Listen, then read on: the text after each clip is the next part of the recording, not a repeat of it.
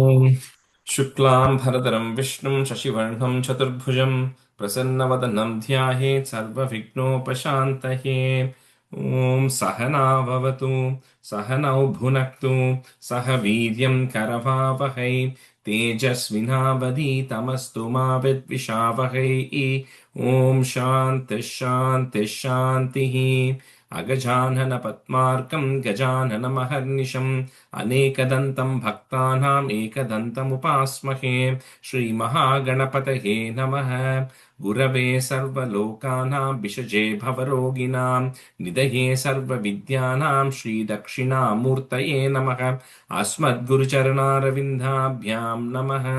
वसुदेवसुतं देवं कंसचाणूरमर्दनं देवकी परमानन्दं कृष्णं वन्दे जगद्गुरुं। ज्ञानानन्दमयं देवं निर्मलस्फटिकाकृतिम् आधारं सर्वविद्यानां श्रीहयग्रीवमुपास्महे। श्रीहयग्रीवमूर्तये नमः। सरस्वति नमस्तुभ्यं वरदे कामरूपिणि विद्यारम्भं करिष्यामि सिद्धिर्भवतु मे सदा। श्रीमहासरस्वत्यै नमः। उमाकोमलहस्ताब्जसम्भावितललाटकं हिरण्यकुण्डलं वन्दे कुमारं पुष्करस्रजं। வெற்றிவேல் முருகனுக்கு ஹரஹரோஹரா. லோகவீரியம் மகாபூஜ்யம் சர்வரக்ஷாகரம் விபும் பார்வதி ஹிருதயானந்தம் சாஸ்தாரம் பிரணமாம்யகம். சுவாமியே சரணமையப்பா. வாகர்த்தாவிவ சம்பிருக்தௌ வாகர்த்த பிரதிபத்தயே ஜகதः பிதரௌ வந்தே பார்வதி பரமேஸ்வரௌ. ஸ்ரீ பார்வதி பரமேஸ்வராभ्यां நமः. कोमलं पूजयन् वेणुं श्यामलोऽयं कुमारकः वेदवेद्यं परं ब्रह्म तस्मै श्रीगुरवे नमः। अस्मद्गुरुचरणारविन्दाभ्यां नमः। श्रीकृष्ण गोविन्द हरे मुरारे श्रीनाथ नारायण वासुदेव। श्रीकृष्ण गोविन्द हरे मुरारे श्रीनाथ नारायण वासुदेव। श्रीकृष्ण गोविन्द हरे मुरारे श्रीनाथ नारायण वासुदेव। पीताम्बरं करविराजितचक्रशङ्खकौमोदकी सरसिजं करुणासमुद्रं राधासहायम् अतिसुन्दरमन्दहासं वातालयेशम् अनिशं हृदि भावयामि। कृष्णो रक्षतु मां चराचर गुरुः कृष्णं नमस्ये सदा। कृष्णेनैव सुरक्षितोऽहमसकृत् कृष्णाय दत्तं मनः। कृष्णादेव समुद्भवो मम विभो कृष्णस्य दासोऽस्म्यहम्। कृष्णे भक्तिरचञ्चलास्तु भगवन् हे कृष्ण तुभ्यं नमः। श्रीगुरुवायूरप्पा शरणं नम्राणां सन्निधत्ते सततमपि पुरस्तैरणभ्यर्थितानपि अर्थान् कामानजस्रं वितरति परमानन्दसान्द्रां गतिं च। इत्थं निःशेषलभ्यो निरवधिकफलः पारिजातो हरे त्वं क्षुद्रं तं शक्रवाटी ध्रुवमभिलषति व्यर्थमर्त्यव्रजोऽयम्। श्रीगुरुवायूरप्पा शरणं श्रीभट्टपादम् अनिशं हृदि भावयामि। वंशी विभूषितकरात् नवनीरदाभात् पीताम्बरात् अरुणबिम्बफलादरोष्टात् पूर्णेन्दुसुन्दरमुखात् अरविन्दनेत्रात् कृष्णात् परं किमपि तत्त्वमहं न जाने. കൈരണ്ടും കൂപ്പി ഞാൻ വീണ്ടും ഇറക്കുന്നു നീരജലോചന നിന്നോടായി. ഏതീനു മന്യനെ കുമ്പിടേണ്ട തോറു രീതിയിൽ നീ എന്നെ പാലിക്കെന്നായി. കൃഷ്ണ ഹരേ ജയ കൃഷ്ണ ഹരേ ജയ കൃഷ്ണ ഹരേ ജയ കൃഷ്ണ ഹരേ. Good morning, everyone. Okay. All right, so we'll start with we'll review Dashakam 6 and then we'll get into 7. Priyam, can you do one half and then Priya, can you do the other half? Priya Anand.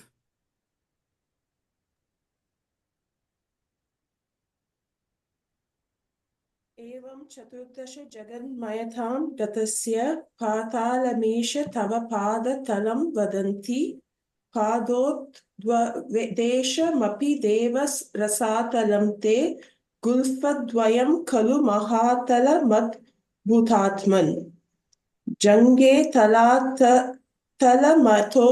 सुतलं च जानु किंचोरुभागयुगलं वितलातले द्वे शोणीतलं जगनम् अम्बर मङ्ग मङ्गनाभिः वक्षश्चरचक्रनिलयस्तव चक्रपाणे ग्रीवामहस्तव मुखं च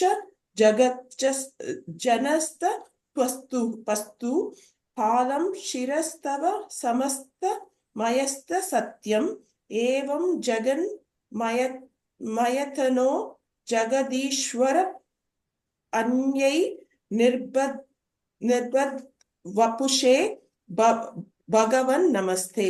Prima, the third line, last word, Jagadashri Tairap. It's like literally one long word. So Jagadashri Tairapyenye.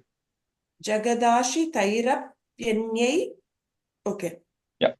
Okay, thank you.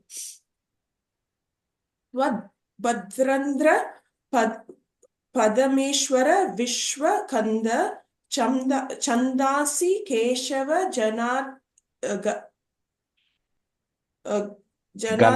Ganastava Kesha Pashaha Ullasi Chilli Yugalam Dhruvinasya Geham Pashmani Ratri Divasau Savitacha Netre. And the first line, second word, Brahmarandra. Tvat Brahmarandra. Tvat Brahmarandra. Yeah. Padameshwara. Okay. Nishcheshchapi Varachanacha Kadaksha Mokshaha Karnau Dishoshvi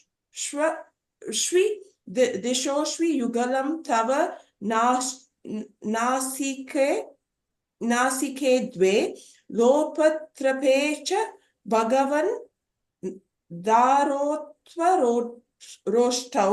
Taraganaschava Dashana Shamanascha Damstra. The third line, there's a double na there. So Bhagavan na dharotaroshthav. Bhagavan Dharotaroshthav. No, Bhagavan na dharotaroshthav. Okay, Bhagavan. Okay, and the last sentence, the second word, and the I have taken notes, but I don't think. Okay, so the Stara Ganashcha Dashanaha is there in the Sanskrit version. You put a ish to join it. Dashanash Shamanascha Damshtra. Okay. Okay. Good. Here you can do the rest. Maya vilasa hasitam swasitam samiraha jiva jalam vachanam namisha shakunta bhaktihi siddhataya swaragana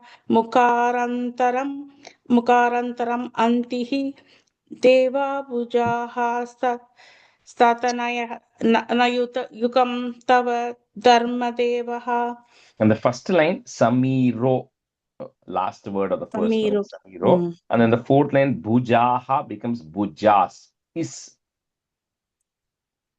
Okay. And instead of the Visarga, you put the is sound there. Bhujas. Okay.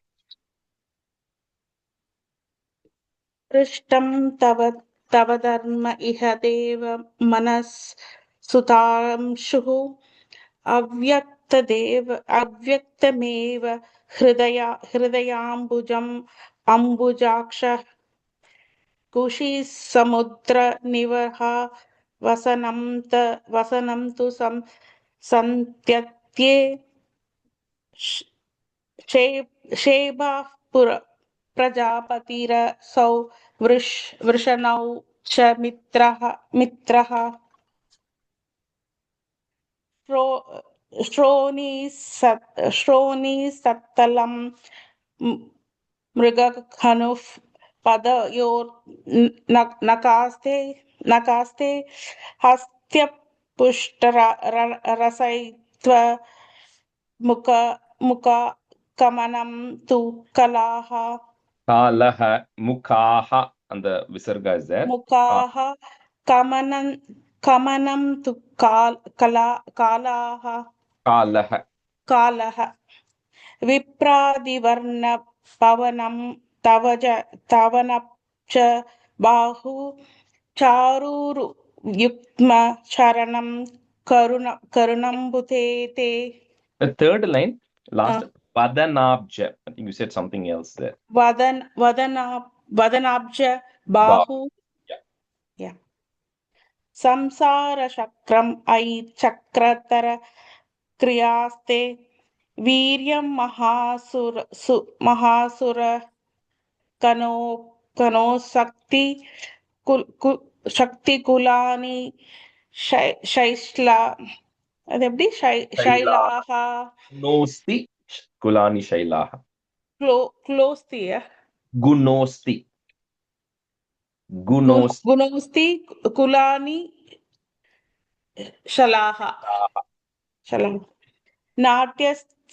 नाट्यसरित् समुद्यः तरवक्षरोम जीयादितं वपुर् अनिर्वचनीयम् ईश ईतृप् जगन्मय वपुष् तव कर्मभाजां कर्मवसाना समये स्मरणीयम् आहाः Ahuhu. आहुः तस्यान्तरात्म वपुषे विमलात्मनेते वादालयातिय नमोऽस्तु नृत्तिरोगान् रोगान् And the last, second last one, Nirundi. निरुन्धि Rogan. निरुन्धि रोगान् Krishnaya Parabrahmane Namaha. Okay. All right. We'll start with Dashakam 7. The title in my book is very long, so but you may have portion of it or all of it. It's Hiranya Garbhotpatti Varnanam. Then Hiranya Garbha Tapascharana Varnanam, Vaikunta Swarupa Varnanam. A lot of things happening in this. But essentially, the main thing, so we saw like the progression of everything that was happening, right? So in the second last class, we saw the creation of the Hiranyandam, like from nothingness. Of course, we said there's nothing like nothingness. There's always something that is there from which things are continuing. So we saw the creation of the Brahmandam, which was the 14 worlds, or the Hiranyandam first, and then Bhagavan went into it and created the 14 layers of the world, which was called as the Virat.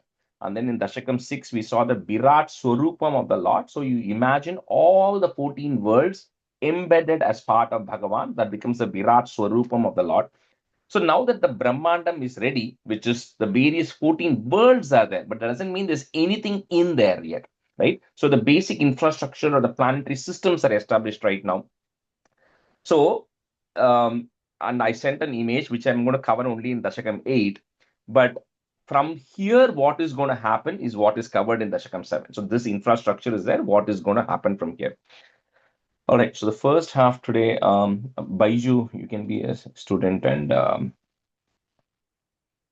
think Renal is not there today right now. Okay. Madhaviji, you can be a student. So stanza 1. So the 7th is a little hard, but after that, it gets relatively easy till like the 24th. So, then it's simpler, little bit simpler from there. Evam deva chaturdaśatmaka jagad rupena jatah punah tasyordvam khalu satyalokanilaye jatosi dhata swayam yam shamsanti hiranyagarbhamakila trailokya jivatmakam यो भूत्स्पीत रजो विकार विकसन नानासि शिक्षारसः. So in the 14 worlds, we saw the creation of the top 7 worlds, which we know: Bhu, Bhuvaha, Suvaha, Mahaha, Janaha, Tapaha, Satyalokam. And then the creation of the other 7 worlds, which is Atala, Sutala, Vitala, Talatala, Patatala, Mahatala, Rasatala. All of those 14 worlds we saw. So he says, it starts off by just recapping, saying, you, Bhagavan, went into this Hiranyandam, created the 14 worlds. Okay. The topmost word in there is the Satya Loka. So it starts now, nobody is there. There's no being, nothing that is there. So somebody has to come to trigger this process. So you see, it's the first being which comes, and I use the word being because, the beings who are going to come don't have any gender, they don't have any form. It's just pure energy, right? So the first being which is coming is called as Hiranya Garbha in the Satya Loka. Now, this Hiranya Garbha literally means golden embryo, right? Garbha, embryo, Hiranya, gold. Now, what does that mean is the embryo is from where birth happens, right? So this Hiranya Garbha has different meanings. So in Vedam, Narayana is referred to as the Hiranya Garbha because from whom everything is coming. Okay, that's one definition. But here, this Brahmandam is already there. So the Hiranya Garbha being referred is from whom everything in the Brahmandam is going to start coming. So which is referring to Brahma. So this is Brahma's creation. So see, you yourself, a portion of your energy, or Narayana, is coming as Brahma and sitting in Satya Loka to trigger the process of creation further, right? Now, if you listen to Aditya Hridayam, Hiranya Garbha is referred to the sun, because from sun is all the energy. So that word has different meanings. But anyway, in this context, Hiranya Garbha is referring to Brahma. So he's saying this is where Brahma is getting created, and Brahma is a title. Brahma is not a name. Okay, so just like how we have a CEO or a VP, the Brahma is a title. And you'll see how different 100 years of Brahma, a different Brahma takes shape or Brahma takes form. So this current Brahma, who is that, or any Brahma, he is now first starting. So when this Brahma first is formed as just energy, Bhagavan is pure Sattva Guna. Sattva Guna means something that is completely pure, something which has all the knowledge which is there, which has complete peace, contentment, doesn't have any desire or passion, which is Rajas, or any Tamas, which is ignorance or anger, none of that stuff. It's just pure Sattva Guna. So nothing is happening. This Brahma, this first energy, when it comes, it has a trigger of Rajoguna, which is a desire to create. Because if this Brahma also does not have any desire to do something, nothing is going to happen. It'll all be just that way. Somebody has to do the work, right? So this Brahma has an upsurge of Rajoguna, which is he is having a desire to create. So that is what is happening in first stanza, where the Brahma is coming about. So Evam Deva, comma, Chatur Dashatmaka Jagat Rupena, I'm just making the dra there. Jagat Rupena Jataha, put a F, Jataf Punaha, put a Visargan comma, end of that line. Punaha. Next line, the first letter is goes away. Tasyordvam Khalu Satya Loka Nilaye, comma, Jatosi Dhata Swayam. Evam Deva चतुर्दशात्मक जगत् रूपेण जातः पुनः तस्योर्ध्वं खलु सत्यलोकनिलये जातोऽसि धाता स्वयम्. एवं देव चतुर्दशात्मक जगद्रूपेण जात पुनः तस्योर्ध्वं खलु सत्यलोकनिलये जातोऽसि दाता स्वयम्. एवं देव चतुर्दशात्मक जगद्रूपेण जात पुनः तस्योर्ध्वं खलु सत्यलोकनिलये जातोऽसि दाता स्वयम्. एवं देव चतुर्दशात्मक जगद्रूपेण जातः पुनः तस्योर्ध्वं खलु सत्यलोकनिलये जातोऽसि धाता स्वयम्.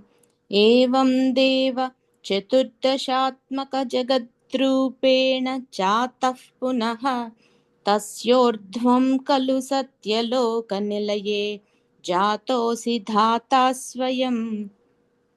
Yam Shamsanti, comma, Hiranya Garbham Akila, I'm just breaking that ma, Hiranya Garbham Akila Trailokya Jivatmakam, comma, Yobhut Spita Rajo Vikara Vikasan Nanasi. So that for the in and a double thing there. Vikasan nana sisriksha rasaha. So that last word is continuous, no comma. Yam shamsanti hiranyagarbhamakila trailokya jivatmakam yo bhutspita rajo vikara vikasan nana sisriksha rasaha.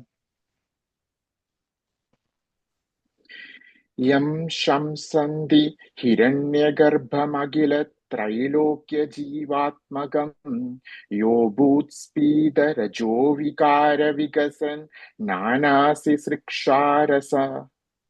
Rasaha. रसः यं शंसन्ति हिरण्यगर्भमखिलत्रैलोक्यजीवात्मकं यो भूत्स्फीतरजो विकारविकसन् शिक्षारसः यं शंसन्ति हिरण्यगर्भमखिलत्रैलोक्यजीवात्मकं यो भूत्स्फीतरजो विकारविकसन् नानासिसृक्षारसः यं शंसन्ति हिरण्यगर्भमखिलत्रैलोक्यजीवात्मकं यो भूत्स्फीतरजो विकारविकसन् नानासिसृक्षारसः. Answer 2. Sohyam Vishwa Visarga Datta Hridayah Sampashyamana Swayam Bodham Khalvanavapya Vishwa Vishayam Chintakulastasdivan Tavatvam Jagatam Pate Tapatapetyevam Hi Vaihayasim Vanim Enamashishravashruti Sukham Kurvam Stapah Preranam. So this Brahma, now I'll just say it as he for simplicity, but Brahma is not male or anything. So Brahma now has this desire to create, right? So and then, but he doesn't even know how he himself has come about, because suddenly he's shown up, right? If you're suddenly born and then you look around and you have no mother next to you, you'll have no idea how you were born. At least you won't have the knowledge to even think about it. But Brahma has that much knowledge to start wondering, how am I here? And what is all this happening? And somehow he has this desire to create. Now, the timeline of where this is happening is a new Brahma has come about. I will tell you what the new Brahma is in the Dashakam 8 in terms of the timeline. So, like we all have desire to do something, but we don't know how to do it. We don't know where to start. So, Brahma is in that state. So, at that time, what he does is he's just contemplating within himself, saying, who am I? How have I come about? What is all this that I'm seeing? I'm having this desire to create, but I have no idea how to start. So when he's contemplating within himself, so he hears two words or two letters joined together. He hears it twice. It says Vaihayasi. Vaihayasi is that which can be heard, but which cannot be seen.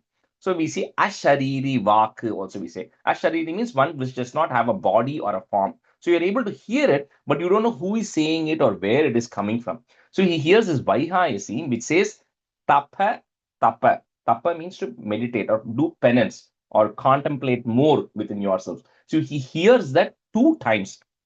Now, that's what, so this one comes to an end. So anyway, so he's contemplating. At that time, he hears his Vaihayasi telling him to continue that contemplation or meditation within himself. Soyam Vishwa Visarga Datta Hridayah, comma, Sampashyamanaha, put is Sampashyamanas Swayam, comma, Bodham Khalvanavapya Vishwa Vishayam, comma, Chintakulas Tasdivan. Chintakulas, Chinta is thinking or getting worried. Sohyam Vishwa Visarga Datta Hridayah Sampashyamana Swayam Bodham Khalvanavapya Vishwa Vishayam Chintakulas Tasdivan. सोऽयं विश्वविसर्गदत्तहृदयः सम्पश्यमानः स्वयं बोधं खल्वनवाप्य विश्वविषयं चिन्ताकुलस्तस्तिवान्. Second line, Baiju, Sampashyamanas. The is will come instead of the visarga. Okay. Soyam Vishwavisargadatta Hridayah Sampashyamana Swayam Bodham Kalvanavapya Vishwavishayam Chintakulastastivan. सोऽयं विश्वविसर्गदत्तहृदयः सम्पश्यमानः स्वयं बोधं कल्वनवाप्य विश्वविषयं चिन्ताकुलस्थस्तिवान् सोऽयं विश्वविसर्गदत्तहृदयः सम्पश्यमानस्त्वयं बोधं खल्वनवाप्य विश्वविषयं चिन्ताकुलस्थस्तिवान् Tavat tvam jagatam pate, comma, tapa tapetyevam hi vaihayasim, comma, vani. Next word I'm going to break it into three parts there. Vanim enam ashishravaha, if you want to break it. That ashishravaha will become an ish, will become the joining letter there. So vanim enam ashishravash shruti sukham, comma, kurvams tapaha, put a F to join, tapah preranam. Tavatvam jagatam pate, tapatapetevam hi vaihayasim, vanim enamashishravashruti sukham, kurvam tapah preranam. Tavatvam Jagatam Pate Tapatapetyevam hi Vaihayasim Vani Mena Mashishava Shrutissukham Kurvam Stapa Preranam. The fourth line, shishravaha, ish sound has to come to join. Vanim enam ashishravash. Okay, Ashishrava Shruti Sukham.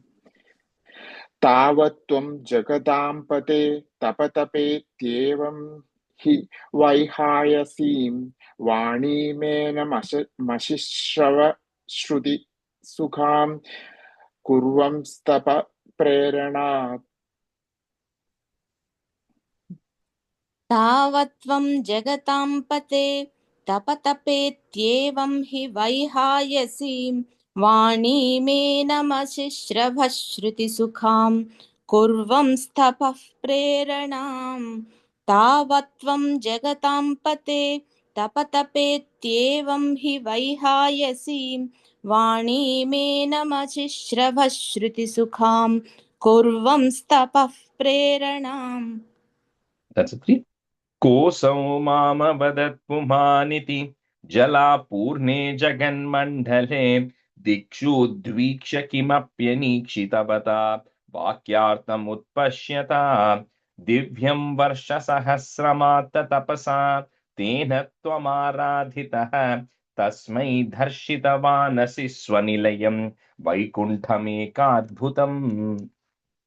So this Brahma is now beginning to wonder. First he starts, when he hears this Vaihayasim, he says, who is this? Because he doesn't see anything around him. He doesn't see any person around him. But suddenly he's hearing this voice. So he says, who is this person who is actually speaking to me? So he looks all over, or he's trying to find what is the source of this voice. He's not able to find. All he sees is he's seeing these 14 worlds which are there, but the 14 worlds are still not in a way that there could be something. It is still, it says, like pralaya jalam, in the sense, it still says it is in a way where nothing can happen. It is still not in a ready state. So he's seeing just nothingness everywhere, right? So as he's beginning, he then says, okay, let me now start going and meditating. So he doesn't know who to meditate on either. So he's just meditating, in the sense he's just contemplating within himself, trying to find the answer to this question. And he does it for, it's just Sahasram Divya Sahasram, which is 1,000 divine years, which is the 1,000 years as per the timeline of the gods, which is 1,000 times 100 human years. We'll see some of those timelines in the next Dashakam. Anyway, so he's meditating for a really long time, which is relatively not much for Brahma compared to humans, but he's meditating. So eventually, after a long period of his time of meditating, within himself, he is now able to get a darshan of Vaikuntham. Vaikuntham Ekadbhutam. When you, Bhagavan, decide that time is right, so at that time, you then give Brahma a darshanam of Vaikuntham. When we'll see what is that little later. So, Kosau Mama Vadat Pumaniti, comma, Jalapurne Jaganmandale, comma, Dikshu Dvikshya Kimapyanikshitavata. That's one word. Kimapyanikshitavata, comma, Vakyartham Utpashyata. I'm just breaking that ma, then move into im and u. Vakyartham Utpashyata. Kosau mama vadat pumaniti Jalapurne Jaganmandale Dikshu Dviksha Kimapyanikshitavata Vakyartham Utpashyata.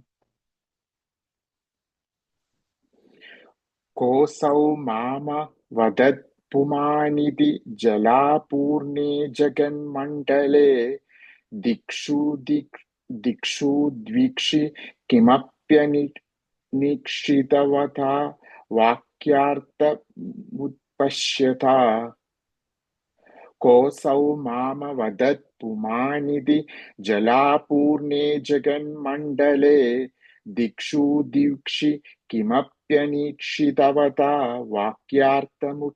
वाक्यार्थमुपश्यता कोऽसौ मामवदत् पुमानिति जलापूर्णे जगन्मण्डले दिक्षु द्वीक्ष्य किमप्यनीक्षितवता वाक्यार्थमुत्पश्यता कोऽसौ मामवदत् पुमानिति जलापूर्णे जगन्मण्डले दिक्षु द्वीक्ष्यं किमप्यनीक्षितवता वाक्यार्थमुत्पश्यता Divyam Varsha Sahasramata Tapasa, comma, Tena Tvam Aradhitaha, put a visargan comma there, Tvam Aradhitaha. Next time, if you have a is, that will go away. Tasmai Darshita Vanasi Swa Nilayam, comma, Vaikuntham Ekadbhutam. I'm just breaking at that may. Vaikuntham Ekadbhutam. Divyam Varsha Sahasramata Tapasa Tena Twamaradhitaha Tasmai Darshitavanasi Swanilayam Vaikuntham Ekadbhutam.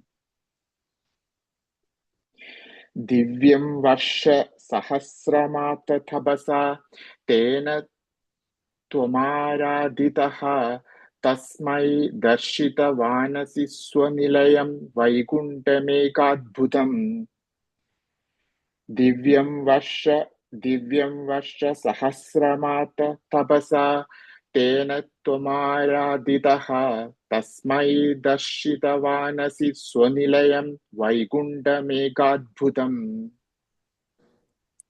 दिव्यं वर्षसहस्रमात्ततपसा तेन त्वमाराधितः तस्मै दर्शितवानसि स्वनिलयं वैकुण्ठमेकाद्भुतम् दिव्यं वर्षसहस्रमात्ततपसा तेन त्वमाराधितः तस्मै दर्शितवानसि स्वनिलयं वैकुण्ठमेकाद्भुतम् And support. Maya yatra kadapi no vikurute bhate jagadbhyo bahihi shoka krodha vimoha sadva samukhaha bhavastu duram gataha sandhrananda jaricha yatra parama jyotif prakashatmake tatte dhama vibhavitam vijayate vaikuntha rupam vibho. So eventually he's able to get a darshan of Vaikuntham within him. So now the question is, where is this Vaikuntham? Because Brahma is able, he can see all these 14 worlds which are inside this Brahmandam. He's able to visualize that. He can see that because at the end of the day, Brahma is going to be the owner or the leader of the 14 worlds which are there, 14 layers of the worlds. So this Vaikuntham, which is Bahihi, means one which is outside. So it says it's outside of these 14 worlds of Brahmanda. The reason for that is anything and anyone who's inside these 14 worlds of Brahmandam, including Brahma, who's the only one right now, are bound by certain things. They have a very defined start date and an end date. Everybody who is in this Brahmandam, in this 14 worlds, is going to perish one day and is going to be reborn another day. So that is clearly defined. They are not going to be, always eternal. That is number one. Number two, they're all bound by some karma, which means that they all have some action to always do. Nobody is going to be there sitting doing nothing, right? So everybody in this Brahmandam is bound by these two things. And when you do any action or any karma for that matter, I'll leave Brahma aside for a second, which it triggers desire in you, which means, and if you don't get what you want, you're going to get sad. If you then you get angry. So all of these things are common features for anybody who is within this 14 words, because they're all bound by this karma. But he says the only way to define that Vaikuntham is what it is not, right? So it says Shoka, Krodha, Shokam, sorrow, Krodham, which is actually anger, Vimoham, which is delusion or hallucinating or delusion and ignorance about things, and Sadhvam, which is fear about something. All of these four things which are common to everybody which is in Brahmandam is not in Vaikuntham.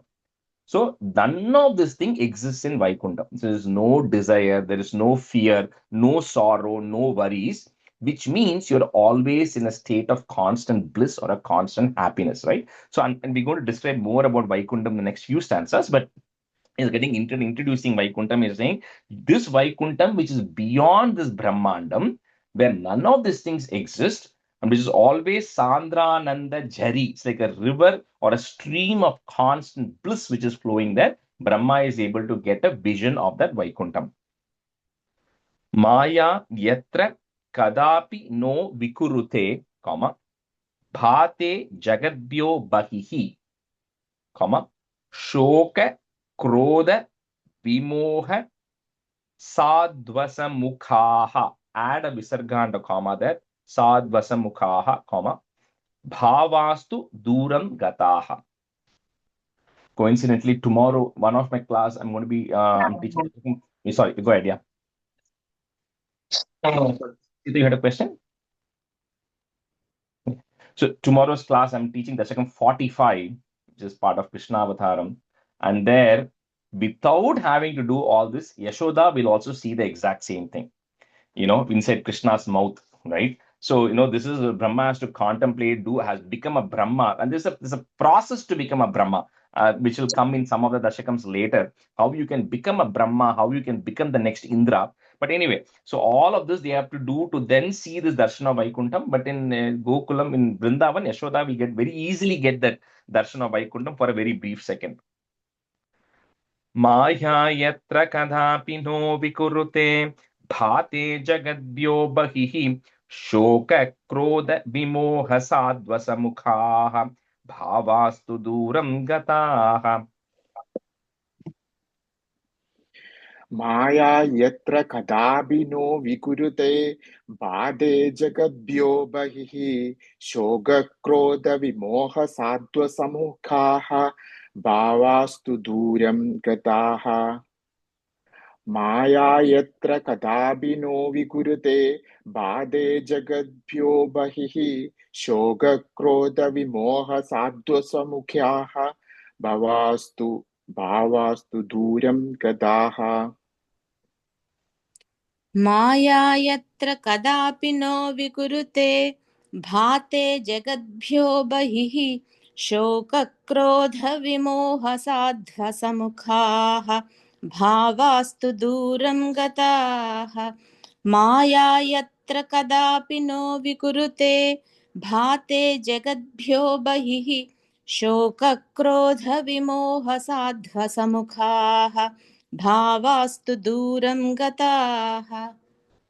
Sandrananda Jari cha, comma, yatra parama jyotihi, put a F, jyotif prakashatmake, comma, tatte dhama vibhavitam vijayate, comma, vaikuntha rupam vibho. Sandrananda Jari cha, yatra parama jyotif prakashatmake Tatte dhama vibhavitam vijayate Vaikuntha rupam vibho. सान्द्रानन्दजरी च यत्र परमज्योतिप्रकाशात्मके तत्ते धाम विभावितं विजयते वैकुण्ठरूपं विभो सान्द्रानन्दजरी च यत्र परमज्योतिप्रकाशात्मके तत्ते धाम विभावितं विजयते वैकुण्ठरूपं विभो. Sorry, Rajesh, I have a quick question. Yeah. In the first line, Jyotif Prakashat Mekan போட்டிருக்கு Prakashat Makevade. Makhe, yeah. Thank you.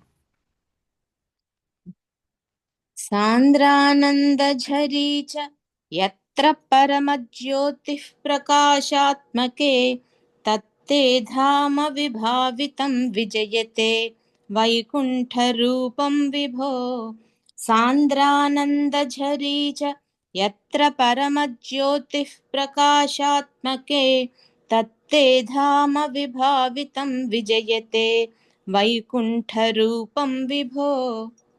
That's okay. Yasmin nama chaturbhujaah harimani shyama vadadat visho nana bhushana ratna deepita disho rajat vimanalayah bhakti prapta tata vidonnata padhaah divyanti divya janaah tatte dhama nirasta sarva shamalam vaikuntha rupam chayet. But it's further describing how this Vaikuntham is. I'm just going to chant one stanza from Srimad Bhagavatam, which also describes this, because at the end of the day, this has come from Srimad Bhagavatam. So, Shyama Vadhata Shatapatra Lochanaha Pishanga Vastra Surucha Supeshasaha Sarve Chaturbahava Unmishan Mane Praveka Nishka Bharana Suvarchasaha. Exactly the same thing it says here, which is saying everybody in Vaikuntham or everything which is in Vaikuntham is exactly the same. There's no differentiation. So when Brahma is zooming in and looking at what is inside Vaikuntham, he's saying all the beings who are there are all realized, liberated beings, because you cannot go to Vaikuntham otherwise. You're already liberated. And the devotion that is there is unattached to any desire. So when we all go pray and say, oh, by the way, can you please help me with this something, right? So there's no such desire or anything. Like we saw in the previous stanza, Shoka, Krodha, nothing exists. So there's no desire. All you are doing is you're constantly thinking about the Lord. So you become one with the Lord. So there's no difference between anything that is there. So when Brahma sees, he says all the beings who are there have Chaturbaham. They all have 4 hands. They all have the Shama Vadada. They all have the dark blue hue colored beings. And even if there are other creatures which are there, it doesn't mean, like for example, in the Bhulokam here, when you have an apple tree, that apple tree can only create apples. If you have a mango tree, it can only create mangoes. If there is a cow, the cow has a certain function. But in Vaikuntham, it says there's no differentiation that way. Everybody has the same spiritual energy. They can take whatever shape they want, they can take whatever form they want, but at the end of the day, they may do what they want, but the whole purpose of existence for them is devotion to Bhagavan, and they're completely committed to that. So that's what he's seeing, that everybody there is shining with brilliance or shining with that positive energy in Vaikuntham, because they do have nothing other than just devoted to you, Bhagavan. And Brahma is seeing all these beings or different people who are in Vaikuntham who look exactly the same. That's why even in temple, when you go and see Jaya Vijaya, who we're going to see in Dashakam 10, you see even they'll also have 4 hands. They'll also have, the exact same dark blue hue. They're no different than the Bhagavan itself, right? Of course, Bhagavan, there's slight differences, but in general, for anybody who looks, everybody there looks exactly the same. So, Yasmin Nama Chaturbhujaha, put a visarga and comma, Chaturbhujaha, Hari Mani Shyamavadata Tvisho. That's what you cannot break it. Harimani Shyamavadata Tvisho, comma. Nana Bhushana Ratna Deepita Disho, comma. Rajat Vimanalayaha. Yasminnama Chaturbhujaha Harimani Shyama Vadadatvisho Nana Bhushana Ratnadipita Disho Rajat Vimanalayaha.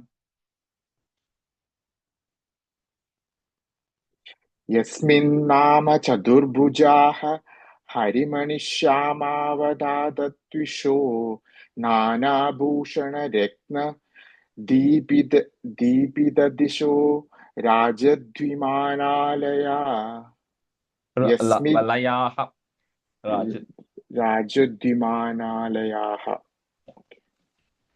यस्मिन्नाम चतुर्भुजाः हरिमणिश्यामावदातत्विषो नानाभूषणरत्नदीपितदशो राजद्विमानालयाः यस्मिन्नाम चतुर्भुजाः हरिमणिश्यामावदातत्विषो नानाभूषणरत्नदीपितदिशो राजद्विमानालयाः यस्मिन्नाम चतुर्भुजाः हरिमणिश्यामावदातत्विषो नानाभूषणरत्नदीपितदिशो राजद्विमानालयाः Bhakti Rajesh Prapta. Yeah. சதுர்புஜா ஹா இருக்கா அங்க ஒரு விசர்கா இருக்கா Ama, Chaturbhuj. We have to add that visarga. You may not have it in ஆம். your book, but because we are pausing there, we are adding that visarga there. Chaturbhujaha. Bhakti Prapta Tatha Vidhonnata Padaha. Again, same thing, because we're going to put a comma there, add a visarga. Padaha, comma. Divyanti Divya Janaha. Another visarga and comma. Next line, if you have a is at the beginning of the word, that will go away. Tatte Dhama Nirasta Sarva Shamalam, comma. Vaikuntha Rupam Jayet. Bhakti Prapta Tatha Vidhonnata Padhaha Divyanti Divya Janaha Tatte Dhama Nirasta Sarva Shamalam Vaikuntha Rupam Jayet. भक्ति प्राप्त तथा विधोन्नतपदाः दिव्यन्ति दिव्या जनाः तत्ते धाम निरस्त सर्वशमलं वैकुण्ठरूपं जयेत् Baiju, the third line, Divyanti, that's a long E. Thank you. भक्ति प्राप्त तथा विधोन्नतपदाः दिव्यन्ति दिव्या जनाः तत्ते धाम निरस्त सर्वशमलं वैकुण्ठरूपं जयेत् भक्तिप्राप्त तथा विधोन्नतपदाः दीव्यन्ति दिव्या जनाः तत्ते धाम निरस्त सर्वशमलं वैकुण्ठरूपं जयेत् भक्तिप्राप्त तथा विधोन्नतपदाः दीव्यन्ति दिव्या जनाः तत्ते धाम निरस्त सर्वशमलं वैकुण्ठरूपं जयेत् That's a 6. Nana Divya Vadu Janairabhivrita Vidyullata Tulyaya Vishwonmadana Hridya Gatra Lataya Vidyotita Shantara Tvatpadham Bhuja Saurabhaika Kutukat Lakshmi Swayam Lakshyate Yasmin Vismayani Yadivya Vibhavam Tatte Padam Dehi Me. So stanzas 6, 7, and 8, you can mark and keep. Those are all like prayers, because you are kind of asking something at the end of it. That's a prayer. Here Bhattaripad is saying Tatte Padam, that place which he's going to describe further. Please give me that place. Now, of course, you chant it if you want to go to Vaikuntham, right? Otherwise, there's no reason, because you're requesting that place where we already saw some of the description, but he continues to describe, saying that where Mahalakshmi Sri is Swayam there, because Sri is always associated with Narayana, so there's no difference there. So Mahalakshmi is there, and all the people, all the beings who are there are always constantly praying. That's a place where you don't get bored. Some places you visit like 3 times, 4 times, like Niagara Falls, and we don't want to go there anymore. So this is like Vaikuntham is not like that. You always feel like being there because it's always in a state of bliss, right? So that place where Mahalakshmi and all your sevakas are there, or Narayana, please bestow that place onto me, which means please help me get liberated so I can actually come there and I won't have any desires and I don't require anything. I just want to be constantly worshipping you. So Nana Divya Vadu Janaira Bhibrita, comma, Vidyul Lata Tulyaya, comma, Vishwonmadana Hridya Gatra Lataya, comma, Vidyotita Shantara. That's one word. Vidyotita Shantara. Nana Divya Vadhu Janaira So Rajesh, Bhivrita. Sorry, go ahead.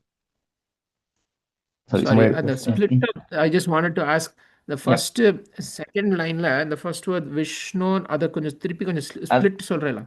And the second line, right? Vishwonmadana. Second line Vishnu. Vishwonmadana Hridya Gatra Lataya. And the second last word Vidyotita Shantara is one word. You cannot break that one. Okay, thank you. Yeah. Nanha Divya Vadhu Janaira Bhivrita Vidyullata Tulyaya Vishwonmadana Hridya Gatra Lataya Vidyotita Shantara. नानादिव्यवधूजनैरभिवृता विद्युल्लतातुल्यया विश्वोन्मादनहृद्यगात्रलतया विद्योतिता शान्तरा नानादिव्यवधूजनैरभिवृता विद्युल्लतातुल्यया विश्वोन्मादनहृद्यगात्रलतया विद्योतिता शान्तरा नानादिव्यवधूजनैरभिवृता विद्युल्लतातुल्यया विश्वोन्मादनहृद्यगात्रलतया विद्योतिताशान्तरा नानादिव्यवधूजनैरभिवृता विद्युल्लतातुल्यया विश्वोन्मादनहृद्यगात्रलतया विद्योतिताशान्तरा. What? Padambuja Saurabhaika Kutukat. If you're following Sanskrit, you'll have a il there. That il goes away, becomes a it and a comma. Kutukat, comma. Lakshmihi, the visarga becomes a is. Lakshmis Swayam Lakshyate, comma. Yasmin Vismayaniya Divya Vibhavam, comma. Tatte Padam Dehime. Tvatpadambuja Saurabhaika Kutukat Lakshmi Swayam Lakshyate Yasmin Vismayaniya Divya Vibhavam Tatte Padam Dehime. त्वत्पादाम्बुजसौरभैककुतुकात् Lakshmi स्वयं लक्ष्यते यस्मिन् विस्मयनीयदिव्यविभवा तत्ते पदं देहि मे. Divya Vibhavam, fourth line. Vibhavam, okay. तत्ते पदं देहि मे. त्वत्पादाम्बुजसौरभैककुतुकात् लक्ष्मी स्वयं लक्ष्यते यस्मिन् विस्मयनीयदिव्यविभवं तत्ते पदं देहि मे. त्वत्पादाम्बुजसौरभैककुतुकात् लक्ष्मीस्वयं लक्ष्यते यस्मिन् विस्मयनीयदिव्यविभवं तत्ते पदं देहि मे. त्वत्पादाम्बुजसौरभैककुतुकात् लक्ष्मीस्वयं लक्ष्यते यस्मिन् विस्मयनीयदिव्यविभवं तत्ते पदं देहि मे. Okay, we'll switch halfway right now. Mrinalini, you can be a student, and Lakshmi, you can be a student. Census 7. तत्रैवं प्रतिदर्शिते निजपथे रत्नासनाध्यासितं भास्वत्कोटिलसत्किरीटकटकाद्याकल्पदी प्राकृति श्रीवत्साङ्कितमातकौस्तुभमणिच्छायारुणं कारणं विश्वेषां तव रूपमैक्षत विधिः तत्ते विभो भातु मे. Anytime there's a description of Bhagavan, the stanza will always be a little harder, but you can pick up the words, saying this is very similar to some of the words which came in Dashakam 2. So first, Brahma is able to get a darshan of Vaikuntham, the place, and then Bhakthripad is requesting that as we are saying it, please give me an opportunity to be in that spot, be in Vaikuntham. The second is now Brahma is able to zoom in and see Bhagavan himself, the Narayana in some form. Narayana doesn't have a form, but the form that is made available so we can all relate to it. So that form Brahma is able to see. Now, remember, Brahma is not seeing this form of the Bhagavan standing in front of him with his naked eyes, right? Because it's not possible. Because for us, we can't even see the sun staring at the sun directly, right? And here it says, you are like Koti Surya, you're more than a crores of sun brightness is Bhagavan. So there's no way we can see Bhagavan with our naked eyes. So even when Arjuna and others saw it, they got the Divya Drishti to be able to see it, right? Here, Brahma is seeing it in his mind. He's not seeing it physically with his eyes, right, at this point, or anything of that sort. So anyway, so he describes the form of the Bhagavan, says you, of course, Shrivat Sankhitam, the one who has a Shrivat Samar, the one who has the Kaustubhamani, the one who is dark blue, dark grain-bearing clouds in that hue in color, that form of you, which we saw extensively in Dashakam 2, that form of you, Brahma is seeing in Vaikuntham. And the prayer here is Tatte Vibho Bhatme. Oh, Guruvarappa, please give me the blessing to be able to see that form of yours. The form that Brahma saw in Vaikuntham, I also want to be able to see it. So please give me the blessings as well. That's why I said 6, 7, and 8 are all individual prayers. One, to get a spot in Vaikuntham. Second is to be able to see that form of Bhagavan in Vaikuntham.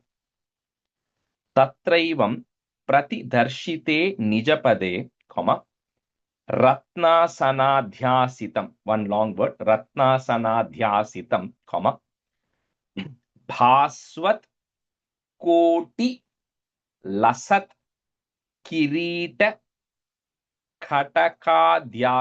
If you want to break it, the Dya that is coming there, you can break it into a It and a Ya. So Katakat Yakalpa Di Prakriti. The word is one long word, no pause in between. Tatraivam Pratidarshite Nijapade Ratnasanadhyasitam Bhaswat Koti Lasat Kirita Katakad Yakalpadi Prakriti.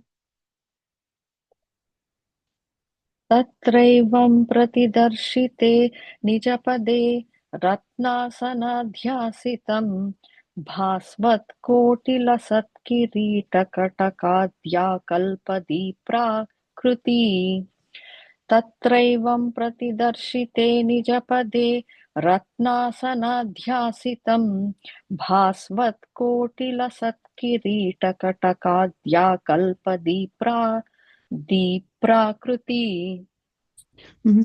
तत्रैवं प्रतिदर्शिते निजपते रत्नासनात्यासितं भास्वत्कोटिलसत्किरीटकटकाद्याकल्पति दीप्ताकृति.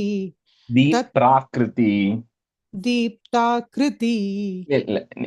I'm hearing a ip and a tha. Di Prakriti. Oh, idhula deeptaanu potrukku. Oh. Okay. It's Di Prakriti. Okay. Deeptakriti. Deep Prakriti. Deeprakriti. Tatraivam pratidarshite nijapate ratnasanatyasitam Bhaswatkotilasat kireetakatakatykalpati prakriti. Shrivat Sankhitam. I'm just breaking it. Shrivat Sankhitam At Kaustubha Manich Chayarunam Karanam. Continuous and then comma at the end. Vishvesham tava rupamaikshata vidihi. That is there. Remove it. Put a visarga and comma. Vidihi. Tatte vibho bhatume. श्रीवत्साङ्कितमात्तकौस्तुभमनिच्छायारुणं कारणं विश्वेषां तव रूपमैक्षतविधिः तत्ते विभो भातु मे. श्रीवत्साङ्कितमात्तकौस्तुभमणिच्छायारुणं कारणं विश्वेषां तव रूपमैक्षतविधिः तत्ते विभो भातु मे. श्रीवक्षाङ्कितमात्तकौस्तुभमणिच्छायारुणं कारणं विश्वेषां तव रूपमैक्षतविधिः तत्ते विभो भातु मे.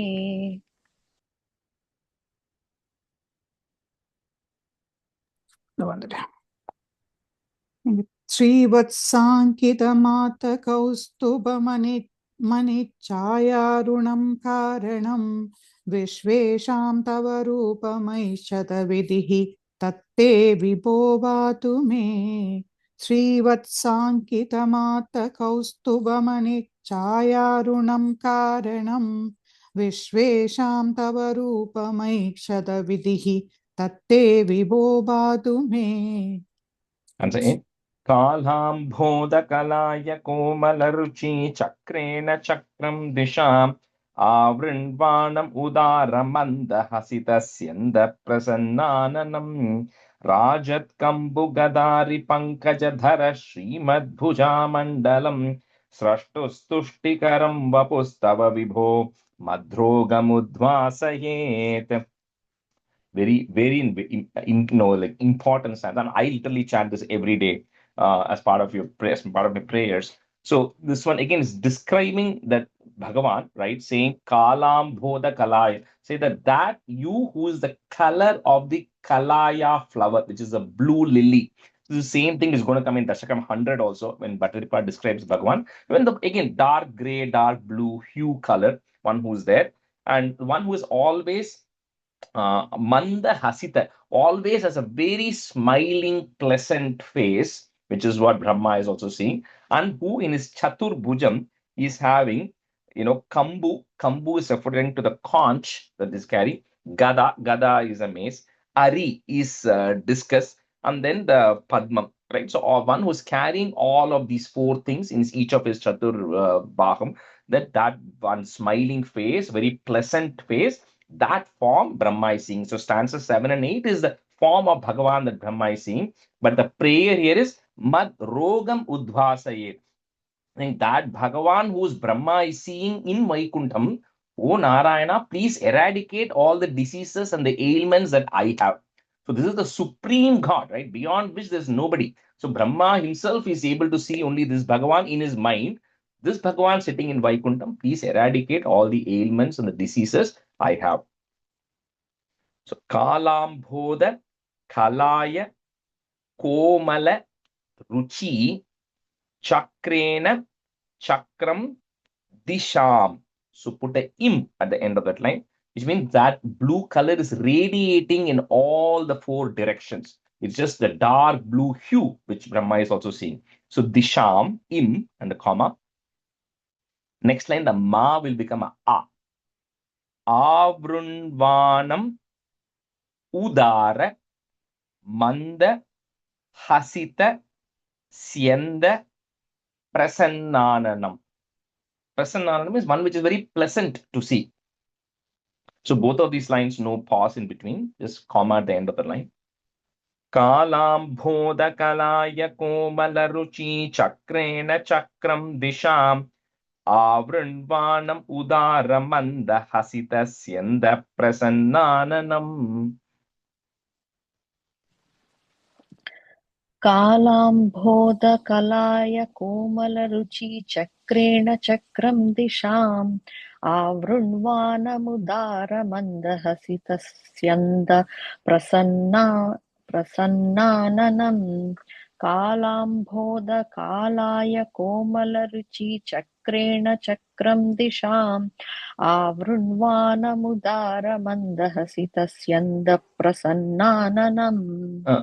The first line, Kalaya Komala. You said Kalaya. Kalambodha Kalaya Komala. Kalaya. Okay. Kalambodhakalaya. Yeah. कालाम्बोदकलाय कोमलरुचिचक्रणे चक्रं दिशाम् आवृण्वाणमुदारमन्दहसितस्यन्दप्रसन्नाननम्. Lakshmi, in the first line, Ruchi long E Oh, Chakrena Chakram Disham. सरि कालाम्बोदकलाय कोमलरुचि चक्रेण चक्रं दिशाम् आवृण्वाणमुदारमन्दहसितस्यन्दप्रसन्नाननम्. Rajat Kambu Gadari Pankaja Dhara Srimad Bhujamandalam, comma, continuous, comma at the end. Srashtus Tuštikaram Vapus Tava Vibho, comma, Madrogam. So Madrogam, my disease. Madrogam Udvasayet. So I'm just breaking that ma into im and u. Madrogam Udvasayet. Rajat Kambugadari Pankajadhara Srimad Bhujamandalam Srashtustuštikaram Vapustava Vibho Madrogam Udvasayet. Rajat Kambhugadari Pankajadhar Srimadbhujamandalam Srashtustuštikaram Vapustava Vibho Madrogamudvasayet. Rajat Kambhugadari Pankajadhar Srimadbhujamandalam Srashtustuštikaram Vapustava Vibho Madrogamudvasayet. राजत् कम्बुकदारि पङ्कजधर श्रीमद्भुजामण्डलं स्रष्टुस्तुष्टिकरं वपुस्तव विभो मद्रोगमुद्वासयेत्. Actually, fourth line after Vibho, there's a comma. Fourth line. Oh, sorry, comma, okay.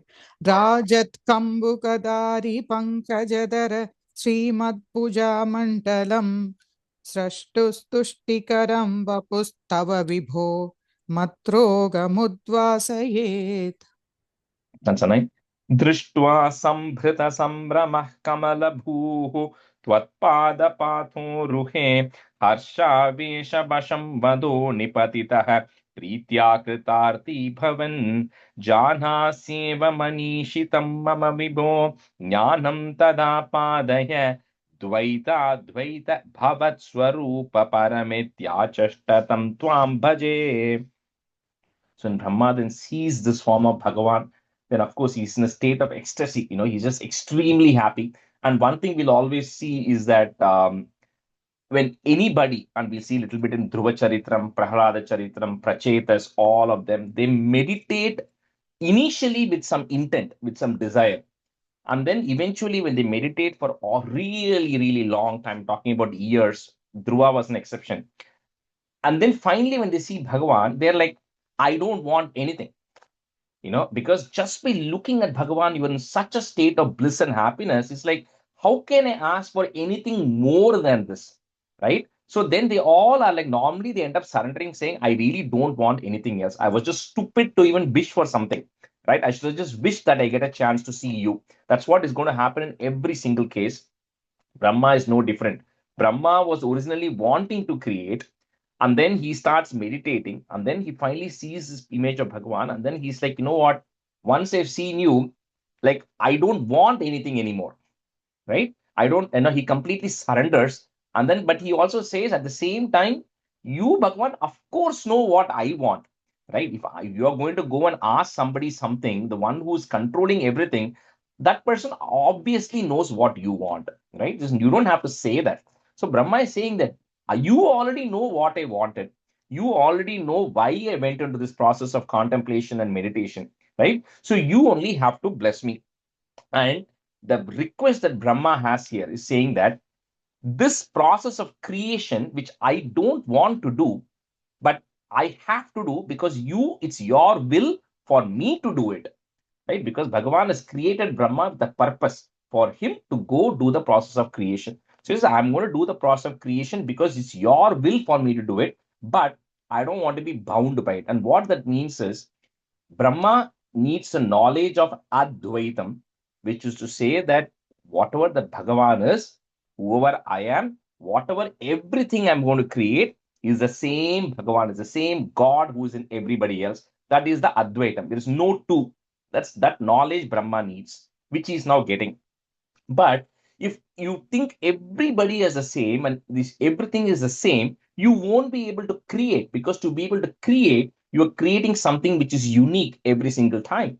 So he says, I also need the knowledge of Dvaitam to be able to get into the process of creation, but I don't want to get attached to the knowledge of Dvaitam. I should never forget that it's all you, it's all that Advaitam that is there, but I also need to be able to create. So that's a specific request Brahma is having, saying that Dvaita Dvaita, which means Dvaita Advaita. Give me both the knowledge of Dvaitam and the knowledge of Advaitam, so I don't get bound by the karma of creation. At the same time, I'm also going to be able to go and create and carry your will. So that is the request that Brahma is giving to Bhagavan. So Drishtva Sambhrita Sambramaha. Put a H sound to join it. Sambramah Kamala Bhuhu. So that is you remove, put a Visarga comma. Kamala Bhuhu. Twat Pada Pathoruhe, comma. Harshavesha Vashambado Nipatitaha, comma. Pritya Kritarthi Bhavan. Drishtva Sambhrita Sambramah Kamala Bhuhu. त्वत्पादपाथोरुहे हर्षावेशवशं वदो निपतितः प्रीत्या कृतार्थी भवन्. दृष्ट्वा संभृतसम्भ्रमः कमलभूः त्वत्पादपाथोरुहे हर्षावेशवशं वदो विपतितः प्रीत्या कृतार्थी भवन्. दृष्ट्वा संभृतसम्भ्रमः कमलभूः त्वत्पादपाथोरुहे हर्षावेशवशं वदो निपतितः हर्षावेशवशं वदो निपतितः प्रीत्या कृतार्थी भवन्. दृष्ट्वा सम्प्रद कमलभूः त्वत्पादपादोरुहे हर्षावेशवशं वतो निपतितः प्रीत्या कृतार्थी भवन्. दृष्ट्वा सम्प्रमः कमलभूः त्वत्पादपादोरुहे हर्षावेशवशं वतो निपतितः प्रीत्या कृतार्थी भवन्. जानास्येव मनीषितं मम विभो, कॉमा, ज्ञानं तदापादय, कॉमा, द्वैताद्वैत भवत् स्वरूप param ityachashta. If you want to break it, it's param ityachashta tam tvam bhaje. So the last line is continuous. Janhasyeva manishitam mama vibho jnanam tadapadaya dvaita dvaita bhavat swarupa paramityachashta tam tvam bhaje. जानास्येव मनीषितं मम विभो ज्ञानं तदापादय द्वैताद्वैतभवत्स्वरूपपरमित्याचष्टत्वं चष्टत द्वैताद्वैतभवत्स्वरूपपरमित्याचष्ट तं त्वां भजे. जानास्येव मनीषितं मम विभो ज्ञानं तदापादय द्वैताद्वैतभवत्स्वरूपपरमित्याचष्ट तं त्वा भजे. जानास्येव मनीषितं मम विभो ज्ञानं ततापादय द्वैताद्वैतभवत्स्वरूपप्रमित्या षष्ठतं त्वां भजे Last line, Paramithyachashta. परमिथ्या ओके जानास्येव मनीषितं मम विभो ज्ञानं ततापादय द्वैताद्वैतभवत्स्वरूपपरमिथ्या षष्ठतं त्वां भजे Sunset. Atambre charane vinamramatatam hasteen haste sprishan bodhaste bhavita na sarga vidibhir bandopi sanjayate itya bhashya giram pratoshya nitaram tachitta gudha swayam srishtau tam samudairayassa bhagavan ullasayollaghatam. Then once Brahma sees that and then he requests to Bhagavan, he then gets a message back from Bhagavan saying that I'm of course very satisfied with you because I am the one who created you. No, I have created you for a certain reason, right? For the process of creation. So I'm of course very happy with the meditation contemplation that you did. And whatever you wish is going to happen. She says, I'm going to bless you so that you have both the Dvaitam knowledge, you have the ability to be able to create, because everything that is going to get created from now is going to be created by Brahma. So you're going to have the knowledge which is required for creation. At the same time, you're not going to be bound by your action. And both you, oh Brahma, have to realize that the ultimate purpose of yours is once your duty is done, you should realize your goal is to come back to me, come back and merge into Bhagavan. That's the ultimate goal for everybody. So he says, not only you will have that knowledge, but you will also be able to transfer that knowledge to all the souls and all the beings who are going to get created, that they are all going to go through this with the ultimate goal, the ultimate purpose of coming back and merging into Bhagavan. So you're going to have all this knowledge and you have my blessings, right? So with that, Bhagavan then disappears and Brahma now gets all the information which is required to start the process of creation. So with this, it comes to an end saying, Gururapa, please eradicate all of my ailments as well. Atambre charane vinamra matatham, comma, hastena haste sprishan, comma, bodhaste bhavita, comma, na sarga vidhibhir bandhopi sanjayate. Atambre charane vinamra matatam hastena haste sprishan bodhaste bhavita na sarga vidibhir bandhopi sanjayate.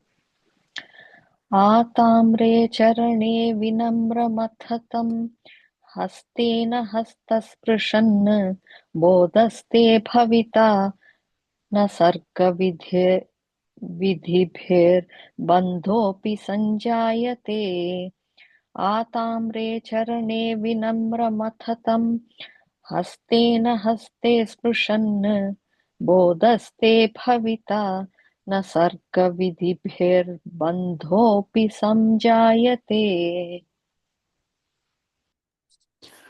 आताम्रे चरणे विनम्रमततं हस्तेन हस्ते स्पृशन् बोधस्ते भविता न सर्गविधिभिर्बन्धोऽपि सञ्जायते आताम्रे चरणे विनिम्रतमततं हस्तेन हस्ते स्पृशन् बोधस्ते भविता न सर्गविधिभिर्बन्धोऽपि सञ्जायते Itya bhashya giram pratoshya nitaram, comma, tach chitta gudaha, putta is gudhas swayam, comma, srishtau tam samudairayaha, putta is samudairayas, sa bhagavan. In Sanskrit, you'll have a in and a nu double in. So you just first you can say in bhagavan, comma. Next word will start with the u. Ullasa yollaghatam. That's one word. Itya bhashya giram pratoshya nitaram tachitta gudhaswayam srishtau tam samudairayassa bhagavan ullasa yollaghatam. इत्याभाष्य गिरं प्रतोष्य नितरां तच्चित्त तच्चित्तगूढस्वयं सृष्टौ तं समुदैरयः स भगवन् उल्लासयोल्लाघताम् इत्याभाष्यगिरं प्रतोष्य नितरां तच्चित्तगूढस्वयं सृष्टौ तं Samudairayas. सृष्टौ तं समुदैरयः स भगवन् उल्लासयोल्लाघताम् इत्यापाश्य प्रदोष्य निदरां तच्चित्तकूटस्वयं सृष्टौ तं समुदैरयस्य भगवन् उल्लासयोल्लाकताम् इत्याभाष्य प्रदोष्य नितरां तच्चित्तकूटस्वयं सृष्टौ तं समुदैरयस्य भगवन् उल्लासयोल्लाकताम्. Correct. I'm just saying that word again, but you said it correct. Samudairayas. Sa Bhagavan. धैर्यस्य भगवान्. Okay, sorry. Shri Krishnaya Parabrahmane Namaha. Namaha. So we go to Dashakam 8. I was going to explain the chart I sent to you all because it is relevant for Dashakam 8, but I don't think we'll have time today. So I'm going to defer that to the next class. We'll just do a couple of stanzas without meaning today, and then we'll do the meaning in the next class. So Dashakam 8 is Pralaya Varnanam, description of the various types of Pralaya that is there. Jagat Srishti Prakara Varnanam, beginning of the creation of the world from Brahma, because that is still pending. Brahma is just now ready. He has got all the knowledge, and now he has to begin the process. Stanza 1. Evam tavat prakrita prakshayante brahme kalpe hyadi me labdha janma brahma bhuyastvatta evapya vedan srishtim chakre purva kalpopamanam. So, evam tavat prakrita prakshayante, brahme kalpe hyadime, half ha, hyadime labdha janma brahma bhuyas tvatta evapya vedan, srishtim chakre purva kalpopamanam. Evam tavat prakrita prakshayante brahme kalpe hyadime labdha janma brahma bhuyastvatta evapya vedan srishtim chakre purva kalpopamanam. एवं तावत् प्राकृतप्रक्षयान्ते ब्राह्मे कल्पे ह्यादिये लब्धजन्मा ब्राह्मा भूयस्तत्त्व एवाप्यवेदान् सृष्टिं चक्रे पूर्वकल्पोपमानाम् एवं तावत् प्राकृतप्रक्षयान्ते ब्राह्मे कल्पे ह्यादिये लब्धजन्मा ब्रह्मा भूयस्तत्त्व एवाप्यवेदान् सृष्टिं चक्रे पूर्वकल्पोपमानाम्. Nalini, that second line, hyadime. यादिमे. Okay. यादिमे. एवं एवं तावत् प्रक्ष्यांते ब्राह्मे कल्पे ह्यादिमे लप्तजन्मा ब्रह्मा भूयस्त्वत्त एवाप्यवेदान् सृष्टिं चक्रे पूर्वकल्पोपमानाम् एवं तावत् प्रक्षयान्ते ब्राह्मे कल्पे ह्यादिमे लप्तजन्मा ब्रह्मा भूयस्त्वत्त एवाप्यवेदान् सृष्टिं चक्रे पूर्वकल्पोपमानाम्. Soyam chatur yuga sahasra mitanyahani, short e, tavan mitascha rajanir bahusho dinaya nidhratyasau tvai niliya samam swasrishtaihi, visarga, swasrishtaihi. Next line about the nai, there is a ir or a r that will go away. Naimittika pralayam, I'm breaking that ma, pralayam ahuratosya. So pralayam ahuratosya ratrim. Soyam chatur sahasramitanyahani tavan mitascha rajanir bahusho ninaya nidratyasau tvai niliya samam swasrishtaihi naimittika pralayama huratosya ratrim. Ahura. Yeah, sorry, go ahead. Ahura. Ahur, Pralayam. short u. Huratosya. Ra வருதா கேக்குறேன். ஆமாமா அந்த பிரளயம் இம் ஆஹுரதோஸ்ய. Okay. இதுல அப்படி இல்ல, ஆஹூன்னு இருக்கு. If you have ahuhu and athosya, then okay, so that in that visarga you just remove, it's just the ra, instead of the ra it's ir and the a, and the ir becomes the visarga.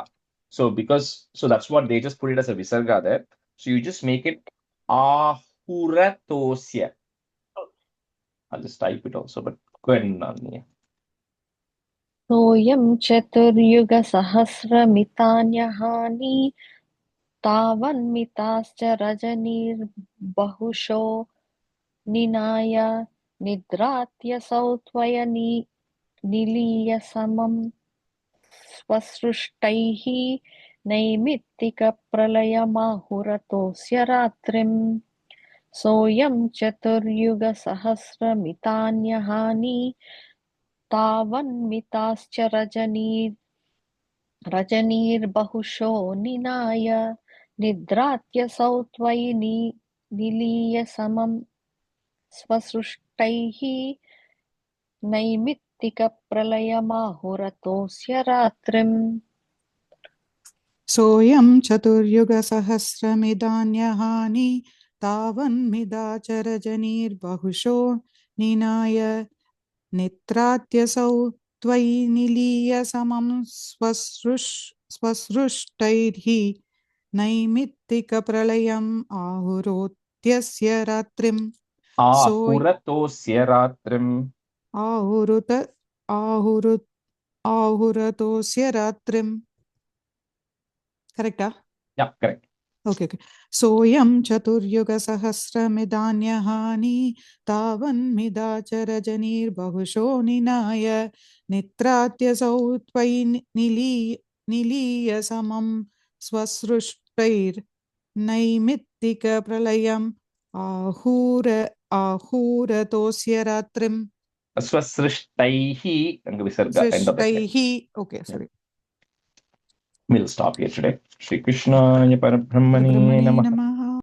Sandhanandhavabodhatmakamanupamitam kaladeshavadibhyam nirmuktam nityamuktam nigamashatasahasrena nirbhasyamanam aspashtam drishtamatre punarurpurusharthatmakam brahmatattvam tattavadbhati sakshat gurupavanapure hanta bhagyam jananam कायेन वाचा मनसेन्द्रियैर्वा बुद्ध्यात्मना वा प्रकृते स्वभावात् करोमि यत् सकलं परस्मै नारायणायेति समर्पयामि.